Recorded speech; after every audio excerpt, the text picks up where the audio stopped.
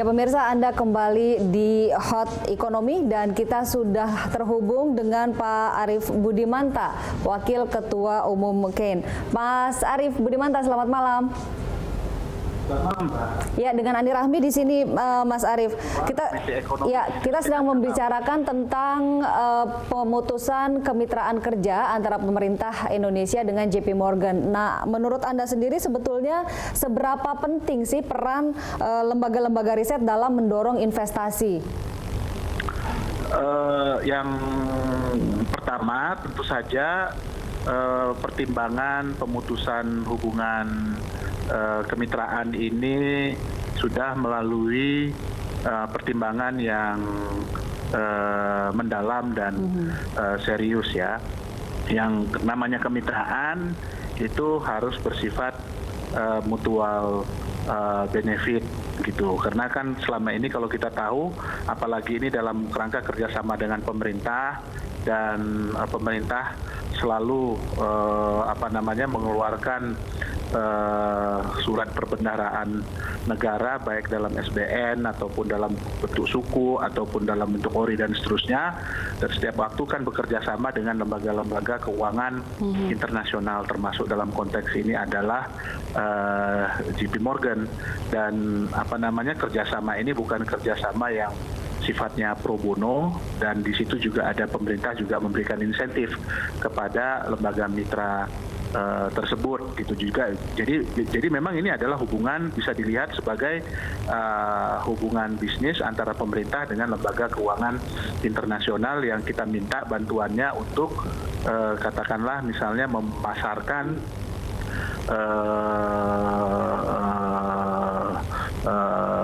kebutuhan terkait dengan pembiayaan pembangunan yang dibutuhkan oleh Indonesia dalam 1 tahun anggaran yang berjalan. Nah, atas dasar itu tentu saja sekali lagi bahwa karena ini sifatnya mutual benefit, ya kita berharap seluruh pertimbangan-pertimbangan analisis ekonomi yang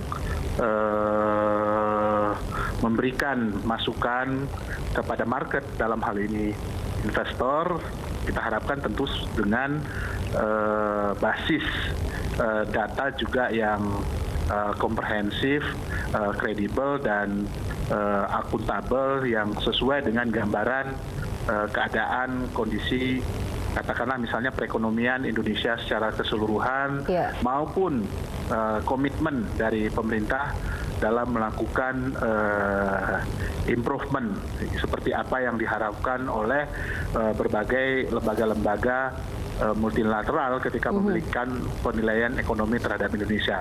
Oke, Mas Arief, tapi bagaimana Anda melihat kredibilitas dari lembaga-lembaga riset seperti JP Morgan misalnya, karena mereka juga punya kepentingan untuk bermain dan mengambil keuntungan dari ketidakstabilan gitu, dan mereka sepertinya menciptakan ketidakstabilan itu lewat riset-riset yang mereka keluarkan. Ya, saya rasa pertama kita menghargai ya semua pendapat yang dikeluarkan oleh lembaga-lembaga riset manapun itu. Ya, lembaga-lembaga riset yang manapun itu, apalagi lembaga-lembaga riset ini memiliki satu histori yang panjang dalam menghasilkan studi-studi tentang keuangan, katakanlah seperti itu. Nah, kehormatan itu kan tentu dibangun dengan satu kredibilitas data dan analisis yang komprehensif dan bersifat multi perspektif gitu, dan tentu saja itu bukan dibangun dalam tempo waktu yang singkat, itu dibangun dalam tempo waktu yang panjang sehingga kemudian muncul trust gitu. Dan kita tahu bahwa dalam perspektif akhir tahun misalnya sampai dengan saat ini, mulai dari awal tahun walaupun ada turbulence, tapi kan keadaan perekonomian kita tetap stabil, tumbuh baik, nilai tukar kita terapresiasi begitu dibandingkan misalnya di beberapa negara lain yang justru mengalami depresiasi.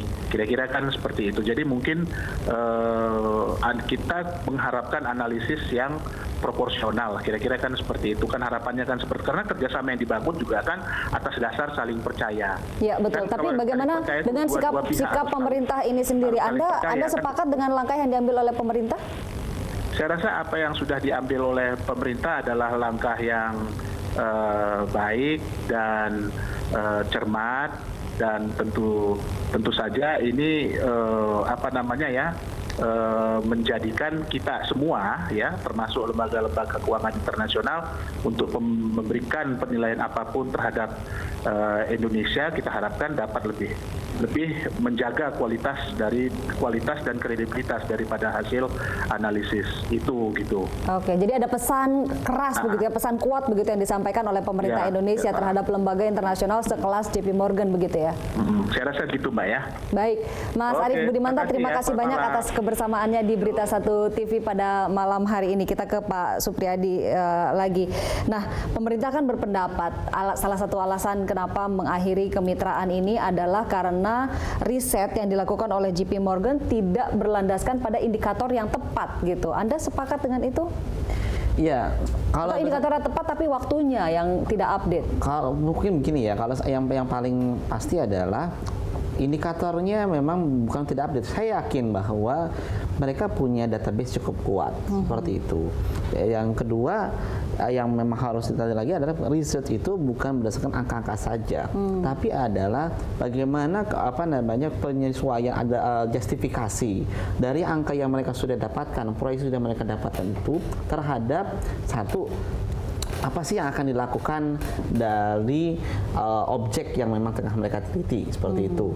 Kalau seandainya memang estimasi target yang mereka sudah tetapkan, misalnya Indonesia, masa objeknya seperti Indonesia adalah objeknya. Ketika Indonesia sudah menetapkan targetnya, kita akan melakukan seperti hal misalnya infrastruktur, mereka pembangkit listrik power plant-nya ini rasional nggak sih 30 megawatt? Oh tidak, oke, diturunkan kembali, terima kasih bawah 20.000. Nah kalau misalnya memang itu cukup rasional, ya harusnya sebenarnya kan memang ini ada justifikasi dan memang ini sesuai dengan kemampuan daripada dana yang mereka dimiliki Indonesia nantinya seperti itu. Nah kalau seandainya memang ini cukup rasional, otomatis justifikasi harus disesuaikan dong. Angka-angka yang pada saat ini harus ada bobot yang lain dimasukkan. Makanya untuk menjalankan itu Mbak Ani ya, kalau seandainya memang untuk memberikan risk premium saja dalam suatu analisa itu country risk dihitung juga. Nah, bukan hanya daripada risiko invasi, risiko market, tidak hanya itu, tapi country risk harus dihitung juga.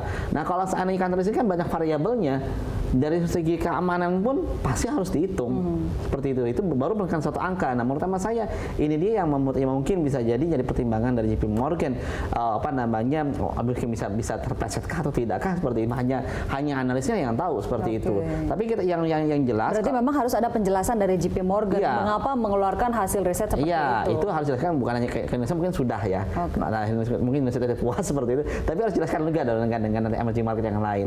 Tapi yang dirugikan dengan hasil risetnya. Yang mereka adalah JP Morgan kalau melakukan seperti itu, kenapa kok lembaga sekelas Fitch Rating malah menaikkan kita punya rating seperti itu? Itu kan jadi pertanyaan yang sangat jelas. Bahkan mereka menaikkan suatu notch, kenapa diharuskan 2 notch? Ini kan menurut saya apa sih yang terjadi?